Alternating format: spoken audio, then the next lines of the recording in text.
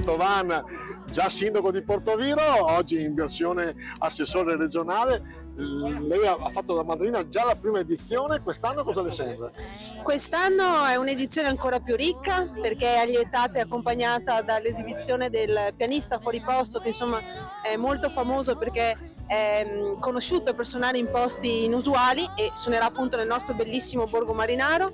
E poi chiaramente questa è una manifestazione che dà lustro a un borgo che secondo noi ha un grandissimo potenziale turistico, che è quello di Porto Levante, e vede anche la collaborazione attiva di tutti i cittadini di Porto Levante, quindi dalle associazioni, dalla parrocchia, quindi un evento veramente voluto dalle istituzioni ma soprattutto dai cittadini. Quest'anno è la madrina d'onore, visto potevo mancare. Visto che il ruolo. Quest'anno tra l'altro ci sono anche i vigili del fuoco, quindi tra i sommozzatori abbiamo anche alcuni operatori dei vigili del fuoco che sono anche presenti proprio per dimostrarci il loro supporto in questa iniziativa. Ricordiamo che lei abita a Portoviro, quindi quanto è orgogliosa della sua città?